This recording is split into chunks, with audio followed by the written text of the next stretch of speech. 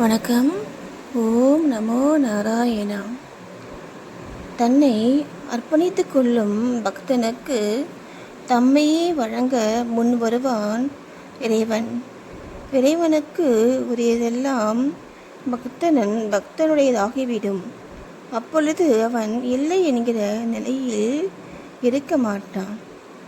தன்னை அர்ப்பணித்துக் கொள்ளும் பக்தனுக்கு தம்மையே வழங்க முன் வருவான் இறைவன். இதில் சொல்கிறாங்க பாருங்கள், நம்ம வந்துட்டு எனக்கு நம்ம சாமிக்கிட்ட அது வேணும் இது வேணும் அப்படின்ட்டு நம்ம கேட்கும் பொழுது அதெல்லாம் நமக்கு உடனே கிடச்சிட்டா பரவாயில்ல.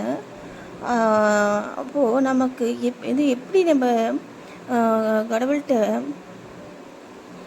நம்ம வந்துட்டு இருந்தால் நமக்கு தேவையானது எல்லாம் கிடைக்கும் அப்படின்னு தான் அதில் சொல்கிறாங்க.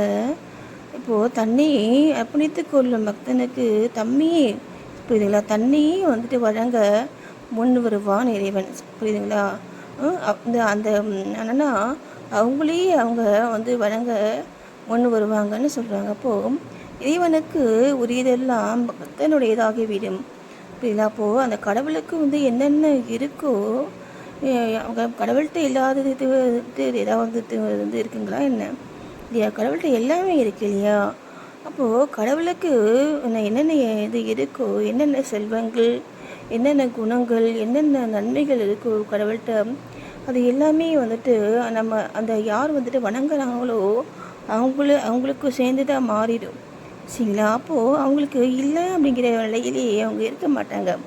அதனால தான் நம்ம கடவுள்கிட்ட போயிட்டு நமக்கு அது கூட இது கூடன்னு கேட்குறத விட நம்ம கடவுள்கிட்ட நம்ம வந்து அவங்களையே நம்ம கேட்டோம் அப்படின்னா அவங்க அந்த கடவுள் வந்து பார்த்திங்கன்னா எல்லாமே நமக்கு தேவைகளுக்கு அதிகமாகவே நமக்கு எல்லாமே கொடுப்பார்.